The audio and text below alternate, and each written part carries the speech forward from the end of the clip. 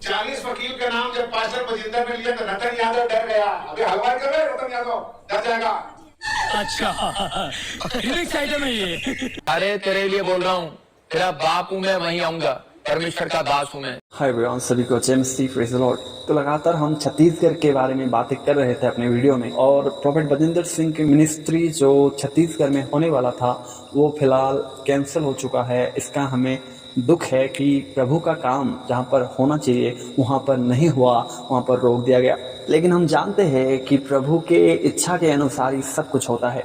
तो प्रॉफेट बजिंदर सिंह का छत्तीसगढ़ में होने वाले मीटिंग कैंसिल होने पर भी अब भी बजरंग दल शांत नहीं बैठा है। बजरंग दल को चैन नहीं मिला है, क्योंकि जैसे कौवा का करके इंसान को परेशान करके रखता है, ठीक इसी तरह आज बजरंग दल के कुछ लोग चिल्ला चिल्ला कर मसीह लोगों को परेशान करके रखा है। तो मैं आप लोगों से कहना चाहता हूँ, ये जो लोग हैं, ये बेरोजगार के लोग सिर्फ चिल्लाने का काम और मसीह लोगों को परेशान करने का काम करता है, क्योंकि इन लोगों के पास थोड़ा सा भी नॉलेज नहीं है। मैं क्यों ऐसा कह रहा हूँ, अगर आप इस वीडियो को देखेंगे तो आपको मालूम हो जाएगा कि इन लोगों के पास थोड़ा सा भी नॉलेज नहीं है, थोड़ा सा भी समझ नहीं है। तो आइए ज़्यादा देर ना करते हुए वीडियो की ओर आगे बढ़ते हैं और देखते हैं कि बजरंग दल के ज्योति शर्मा और रतन यादव के पास कितना नॉलेज है।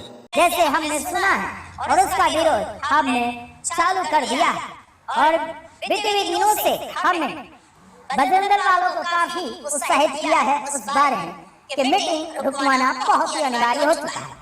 अगर किसी ने आज इजाजत दिलवाई या फिर दे दी तो हम उनके ऊपर गर्म होंगे जो इजाजत देगा।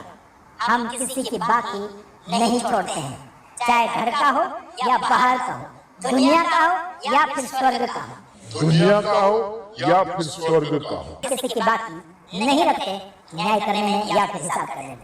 एक चैनल वाला छत्तीसगढ़ में वो क्या कर रहा है, वो भेड़िया नाटक कर रहा है यीशु मसीह के नाम का, और वहां पर वीडियो बना रहा है छत्तीसगढ़ से कह रहा है कि मैं चैनल चलाता हूं छत्तीसगढ़ में, मैं मेरी इजाजत के बगैर छत्तीसगढ़ में मीटिंग होगी। अबे कोई परमेश्वर क्या, अरे तेरे लिए बोल रहा हूं, तेरा बाप मैं वहीं आऊंगा, परमेश्वर का दास मैं। जो चैनल वाले जो क्रिश्चियन का नाटक कर रहा है, मैं तेरे लिए बोल रहा हूं, मैं आज तक बोलता नहीं, लेकिन तेरे लिए बोल रहा हूं, काम के लिए मैं बोलता हूं। और मैंने 40 वकील रखे हैं, हर स्टेट के लिए वकील, जो सा बोलेगा उसके ऊपर सीधा मैं वहीं से पुलिस प्रशासन कुछ करना करे, लेकिन कोर्ट हमारा हक है। यहाँ पर परमेश्वर है, परमेश्वर को दो, जो सरकार का सरकार को दो। और 40 वकील इस संडे में लाइन में देखूंगा, कुर्सी लगा कर बैठेंगे, टेबल रखी होगी, और उसके बाद मैं आशीष दूंगा। मेरे स्पीकर से 40 स्पीकर से मेरे एडवोकेट बन गए, इंडिया की बात कर रहा हूं, और उन सबको इंडिया में एक स्टेट में मैं रखूंगा, एक चर्च के अंदर, और ऑफिस खोलूंगा।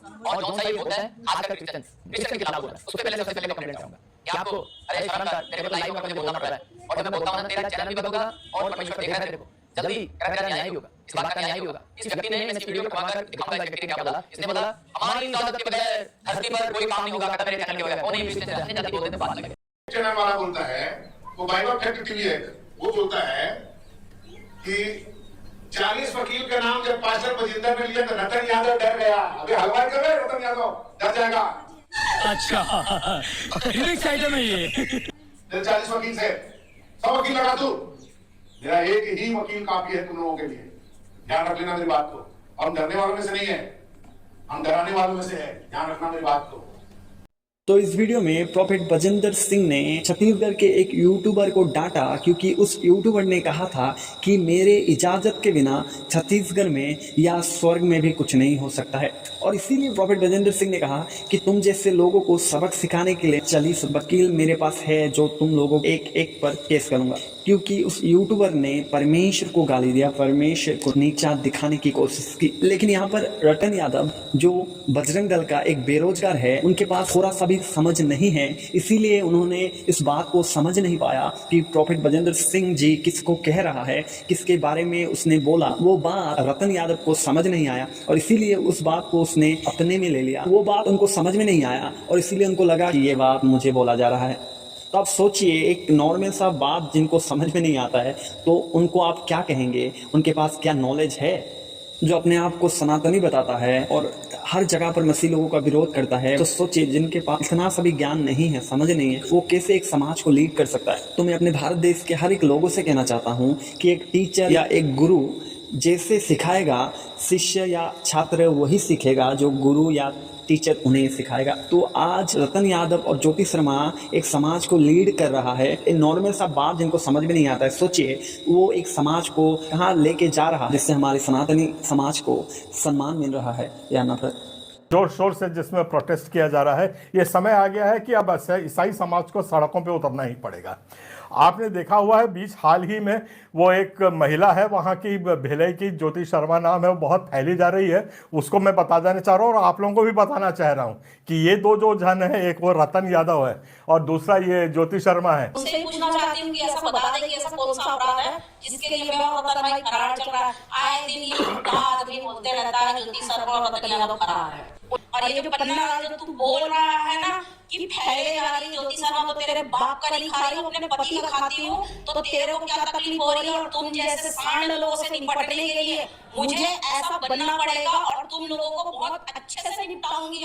तू बुजुर्ग है, बुढ़ा है करके तेरे को अभी तक हम लोग कुछ नहीं बोलते थे।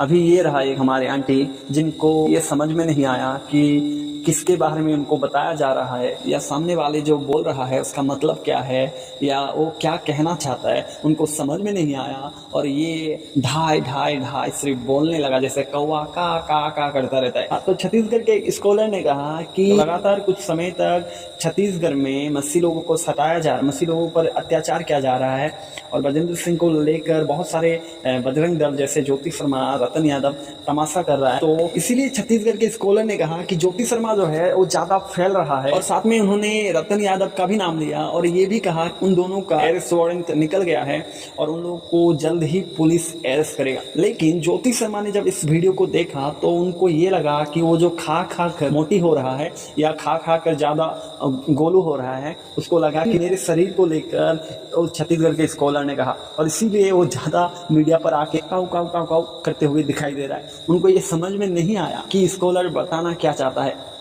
तो सोचिए जिनको एक नॉर्मल सब बात समझ में नहीं आता है उनको एक लीडर बना दिया गया है एक समाज के ऊपर। तो एक ऐसा लीडर जिनको सामने वाले क्या बोल रहा है उस बात को समझने की ताकत नहीं है, तो वो कैसे एक लीडर के पद में होकर एक समाज को लीड करेगा। आज बहुत सारे जगह पर आप देखेंगे लीडर ना होने के कारण बहुत सारे लोग बर्बाद होते हुए दिखाई दे रहे हैं, बहुत सारे समाज बर्बाद हो रहा है। तो मैं रतन यादव और ज्योति शर्मा से गुजारिश करूंगा, अगर वो लीडर बनना इतना ही शौक है, कृपया बाइबल को पढ़ना शुरू करिए, तभी आप जाकर एक अच्छा लीडर बन पाएंगे। अगर आपको इतना ही डर है मसीह को लेकर कि मसीह लोग हमारे हिंदू लोगों को मसीह बना रहा है, क्रिश्चियन बना रहा है, तो आप लड़ाई झगड़ा छोड़कर आप अपने जो वेद है, जो गीता है या कुरान है, उन सबको अच्छे तरह से पढ़िए और आप भी वही करिए जो मसीह लोग कर रहा है। मसीह लोग वही करता है कि लोगों को ज्ञान मिले, लोग खुद जान सके कि क्या सही है क्या गलत। आप लड़ाई झगड़ा छोड़कर आप अपने धर्म के पुस्तकों के बारे में ज्ञान बांटिए। तो प्लीज आप लोगों से गुजारिश है कि हमारे देश के लोगों को लड़ाई मारपीट मत सिखाइए, अच्छा काम सिखाइए, लोगों से प्रेम करना सिखाइए। आप लोगों को प्रभु आशीष करे, प्रभु आप लोगों को भी जानने दे, प्रभु आप लोगों से भी बातें करे। यही आशा रखते हुए यही आप लोगों के लिए दुआ है कि प्रभु आप लोग को जल्द जानने दे, जल्द आप लोगों से बातें करें।